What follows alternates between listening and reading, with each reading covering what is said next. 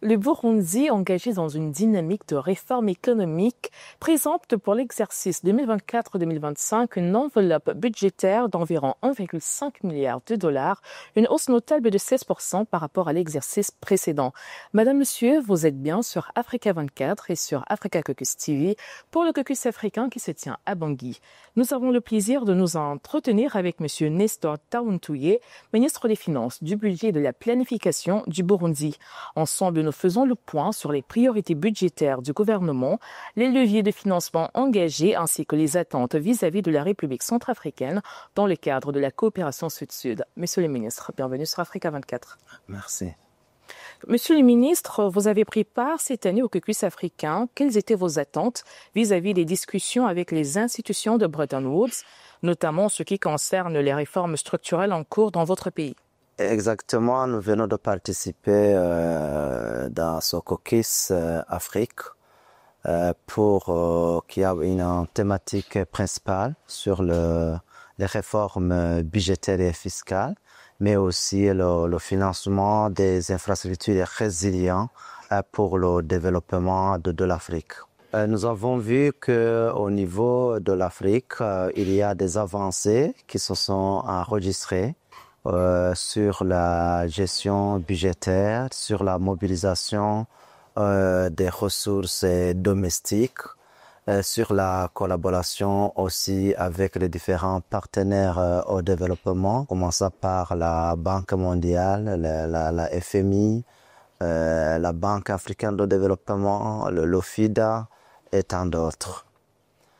La plupart des pays ont connu des avancées remarquables en termes de la mobilisation des ressources domestiques à travers les ressources fiscales, mais aussi à travers une bonne gestion des finances publiques.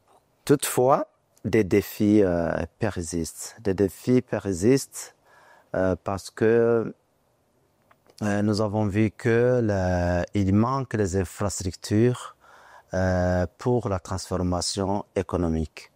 Quand je dis les infrastructures, entendons beaucoup plus les infrastructures dans le secteur de l'agriculture, notamment les irrigations au niveau des marais, les irrigations collinaires, pour avoir une autosuffisance alimentaire.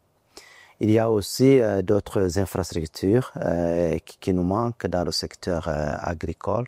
C'est celle de la transformation pour l'augmentation de la valeur des produits que nous cultivons en Afrique.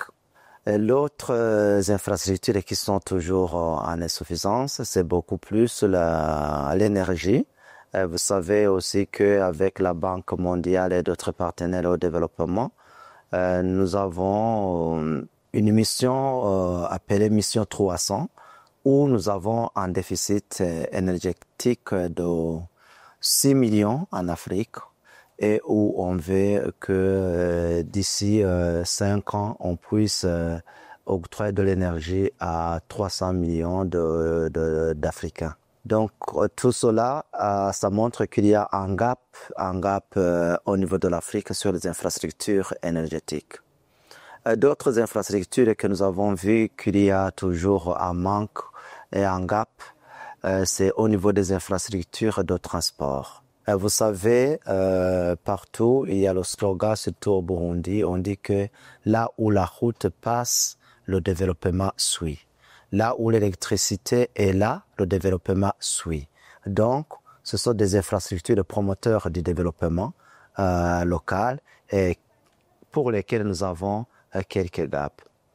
Et l'autre aspect qui est très aussi important en termes d'infrastructures, c'est des infrastructures numériques, et surtout avec la digitalisation des différents services, ce qui minimise l'utilisation de nos ressources et produit beaucoup plus de résultats. Tout cela, ça a été l'objet du débat dans le caucus et nous avons travaillé sur ça et nous allons sortir une déclaration sur laquelle les différents gouvernements et les partenaires vont s'appuyer pour financer ces gaps d'infrastructures, mais aussi améliorer les ressources domestiques en termes d'augmentation de la collecte des recettes et de leur utilisation efficace et efficiente en vue de produire plus d'impact à la population que nous servons. Monsieur le ministre, cette réponse me permet de suivre, je vais dans la même logique. Les financements externes jouent encore un rôle significatif dans le budget national. Dans un contexte de réduction des aides budgétaires directes, comment le Burundi adapte-t-il sa stratégie de financement pour rester souverain et solvable? Le Burundi est entré dans ce dynamisme, est en train de s'intégrer dans ce dynamisme de faible financement extérieur. Parce que, comme vous le savez peut-être, le Burundi, pour le moment, il utilise beaucoup plus de ressources domestiques. Ça fait quelques années, il n'y a pas des appuis budgétaires de la FMI ou de la Banque mondiale. Seulement, nous obtenons des financements à travers les dons projets et les financements d'autres partenaires. Et le Burundi a pu travailler sur ce défi et il est en train d'utiliser les ressources locales d'une manière, je dirais, satisfaisante et efficiente et aussi d'une manière correcte. Il y a 4 ans, les ressources locales aujourd'hui se sont multipliées par les 3 il y a 4 ans. Cela montre que le Burundi a su s'adapter sur ce contexte de manque de financement extérieur. Et le Burundi veut être indépendant à travers d'abord l'ajustement de l'assiette fiscale, mais aussi à travers les investissements qui puissent produire beaucoup plus de revenus en fait d'avoir ces ressources. Parce que, comme vous le savez, les ressources domestiques, on les trouve quand l'économie est stable. Quand l'économie est en train de produire, c'est là où on peut avoir des recettes.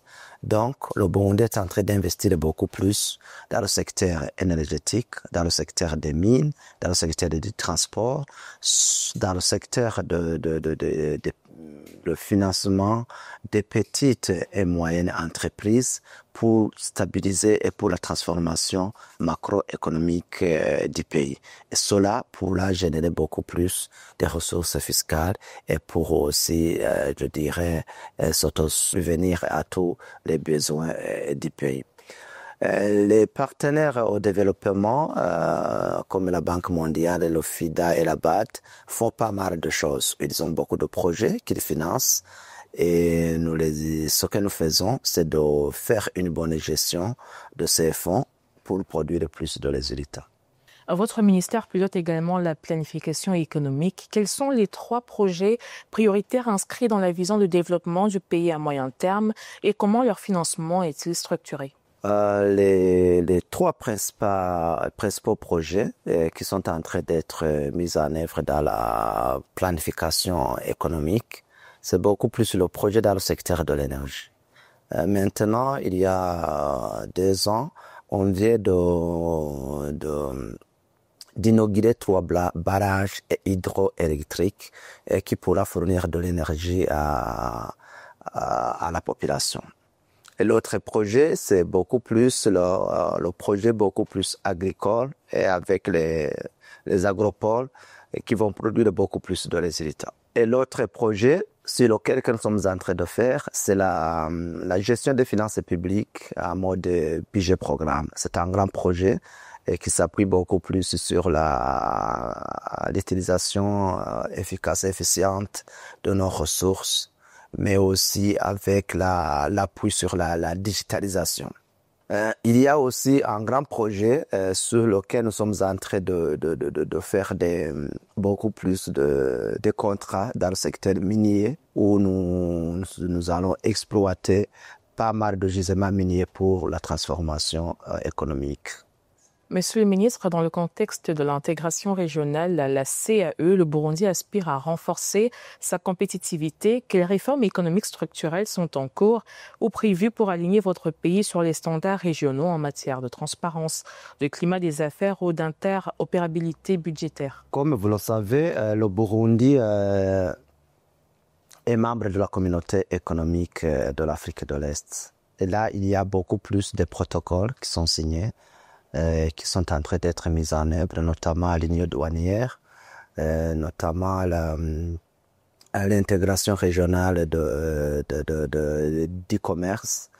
Et la plupart des projets que nous avons, vous savez, au niveau de l'Afrique de l'Est, nous avons des territoires, je dirais, un territoire douanier unique. Et au niveau des postes frontaliers, on fait des guichets uniques des pays limitrophes et où les agents, que ce soit les agents de l'Office burundais des recettes, que ce soit les agents de la migration et que ce soit aussi les agents de la police travaillent ensemble d'un pays à l'autre. Notamment, il y a le poste frontalier unique avec la Tanzanie, avec le Rwanda, avec la RDC, avec qui nous avons la frontière. Tout cela, ça permet l'intégration économique et l'intégration régionale. Nous avons aussi le tarif extérieur commun, qui sont les niveaux de taxation de certains produits qui sont uniques au niveau de l'Afrique de l'Est. Tout cela, ça a permis de cette intégration du commerce intra-régional. Monsieur le ministre, merci d'avoir répondu aux questions d'Africa 24. Merci beaucoup.